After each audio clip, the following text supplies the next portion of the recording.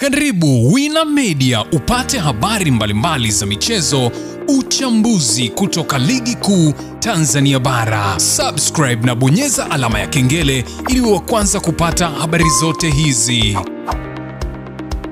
Mambo vipi mwanamichezo, wakati mwingine tena mzuri kabisa tunakutana katika chaneli yako pendo kabisa ya Wina Media, tukiweza kujuzana yale yote makubwa ambayo yanaendelea kwa sasa ndani ya kikosi cha klabu ya soka ya wananchi Young Africans, kwa kile ambacho kimetangazwa leo hii kuhusiana na mwenendo wa kikosi cha klabu ya soka Young Africans, ambapo wanakwenda kumalizana na wachezaji kadhaa kwenye kikosi chao, huku hiyo na taarifa ngumu kwelikweli ya klabu ya soka Young Africans juu ya kumuuza mchezaji wake ambaye anaondoka kwenye kikosi hicho, ikiwa tu zimesalia mechi mbili ambapo utakwenda kushuhudia kile ambacho kimeweza kutokea. Lakini katika taarifa nyingine, msimamo wa dabi ya Kariakoo ambao unafahamu kwamba ratiba inasema ya kwamba mchezo unaofuata ni mchezo wa dabi ya Kariakoo kwa upande wa ligi kuu ya soka Tanzania bara, kwa upande wa klabu ya soka ya wananchi Young Africans. Je, msimamo wao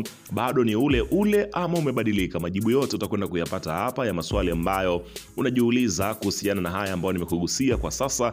Ila kabla tujaendelea, nikukumbusha kwamba kama ni mara yako ya kwanza kabisa unatembelea katika chaneli ya Wina Media, jua kwamba umepitwa na taarifa nyingi. Sasa ili usiendelee kupitwa na taarifa zetu, cha kufanya ni kitu rahisi kabisa. Kwenye simu yako ni kubonyeza tu jekundu loandiko hapo neno subscribe, na kisha ukabonyeza alama ya kengele iliyoko hapo chini pembeni. Kufanya hivyo kutakuwezesha wewe kupata taarifa zetu popote pale unapokuwepo, pasipo kuweza kuhangaika huku na kule kwenye kutafuta taarifa. Taarifa zinakuwa zinakufikia moja kwa moja kwenye simu yako. Karibu tuzungumze kuhusiana na hili ambalo linaloendelea kwa wakati huu ndani ya kikosi cha klabu ya soka ya wananchi Young Africans.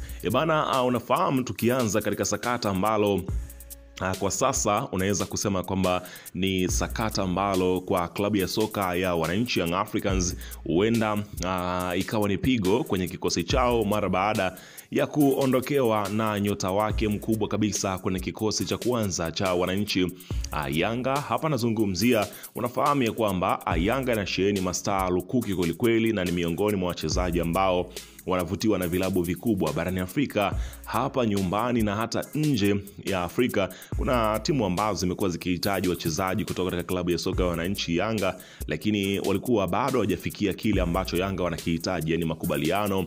Hatimaye sasa klabu ya soka ya wananchi Young Africans kwa sasa unaambiwa mambo yamekwiva huko, ambapo inaelezwa kwamba tayari nyota wao yupo tayari kwa kuweza kuondoka kwenye kikosi cha klabu ya soka ya wananchi Young Africans na kuelekea katika miongoni mwa vilabu vikubwa kabisa. Hapa nazungumzia barani Afrika, mara baada ya kuweza kufikia kile kinachoitwa, hapa nazungumzia makubaliano ya pande zote mbili. Hapa nazungumzia kati ya klabu ya Young Africans zidi ya Athletic, hapa nazungumzia Wydad Casablanca. Inaelezwa kwamba tayari kila kitu kimeweza kuafikiwa na kila mmoja ameweza kukubaliana. Aziz Ki anaondoka kwenye kikosi cha klabu ya soka ya wananchi Young Africans akiwa amecheza michezo 114 akiwa na magoli 52, assist 36, lakini akiwa na tuzo 2 zake binafsi, lakini makombe ambayo ameyachukua ndani ya akiwa Yanga ni makombe 9, ligi kuu mara 2, ngao ya jamii mara 2, CRDB Cup mara 2, Muungano Cup mara 1, Mapinduzi Cup mara 1 na Toyota Cup amechukua mara 1. Lakini ligi kuu MVP msimu 2023-24, top scorer 2023-24, medali ya kafu 2022-23 katika msimu huo, lakini best season ambapo alikuwa kwenye kikosi kilichoweza kupata ubingwa kipindi hiko. Unaweza kushuhudia namna gani ambavyo takwimu zake zinazungumza vizuri akiwa na kikosi cha klabu ya soka ya wananchi Young Africans. Kiungo huyo ambaye ameripotiwa kuondoka kwenye kikosi cha Young Africans, mpaka sasa inaelezwa kwamba kwa mujibu wa chanzo cha karibu kutoka La Bella Mafia, Aziz Ki anatarajiwa kujiunga na klabu ya Wydad Athletic ya Morocco kwa ada inayokadiriwa kufikia shilingi bilioni 1.8 za Kitanzania. Kiungo huyo atatia saini mkataba wa miaka 3 na miamba hao wa Afrika Kaskazini. Endapo dili hilo litakamilika, itakuwa ni pigo ambayo unaweza kusema kwa upande wa Young Africans, kwa sababu kile ambacho kinaelezwa za ndani ni kwamba Aziz Ki anaondoka, lakini mpaka sasa ijaekwa hadharani ni kiasi gani ambacho Young Africans wamekivuna kupitia Aziz Ki. Hama ameondoka bure kwa sababu alisaini mkataba wa mwaka mmoja. Sasa watu wanajiuliza nini ambacho kinachokwenda kutokea katika mchakato wake wa kuondoka.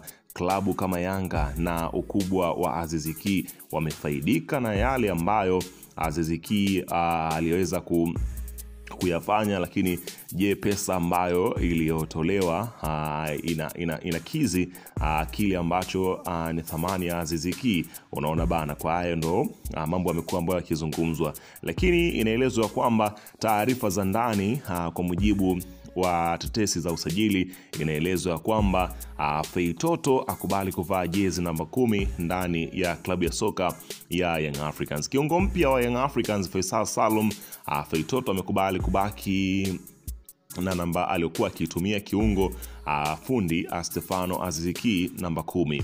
Kwa hiyo msimu ujao huenda tutegemee kumuona Faisal na namba 10 mgongoni, tofauti na tulivyomzoea akivaa jezi namba 6 katika msimu mingi akiwa Young Africans kabla hajaondoka kuelekea Azam, ambako inaelezwa kwa sasa anarudi kujiunga na kikosi cha mabingwa watetezi wa ligi kuu ya soka Tanzania bara. Mpaka sasa kwa sababu hatima ya dabi haijulikana, tujajua bingwa ni nani, kwa hiyo tunaweza tukamuita bado ni bingwa mtetezi wa taji la ligi kuu ya soka ya Tanzania bara.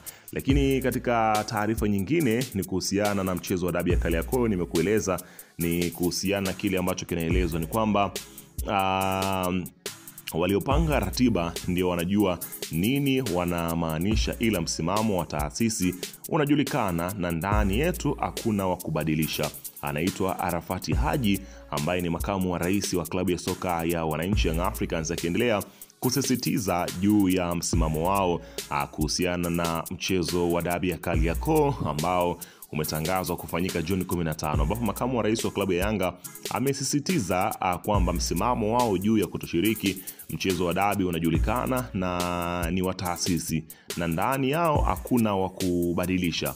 Haji amesema Juni 15 huenda wakaelekea Mombasa au Nairobi ambako kote wamepata mialiko. Kauli hii imetolewa na Arafati Haji baada ya mchezo wa nusu finali ya CRDB Federation Cup hapo katika uwanja hapa nazungumzia wa Mkwakwani. Hii ni baada ya kuulizwa na waandishi wa habari. Unaona bana, sasa hii inaelekea kuwa sasa ni kivumbi na jasho, kwa sababu mpaka sasa hatima ya dabi ya Kariakoo haijajulikana, na viongozi wenyewe wakiulizwa ndo majibu wanayotoa kama haya, huku upande wa TFF na bodi ya ligi wenyewe wakiendelea kusema ya kwamba mambo yanavyozidi ndo yanazidi kuwa magumu kwelikweli, kwani hawajui nini ambacho kitakachoendelea. Rais wa TFF Wallace Karia alisema ya kwamba hajui ni lini sakata hili litakwisha ama halitoisha. Kwa hiyo tuendelee kusikilizia ni nini ambacho kitakachojili, ila nitaendelea kusogezea taarifa mpya kwa kuhusiana na hiki ambacho kinachoendelea kwa sasa. Weka maoni yako hapo chini katika upande wa comment.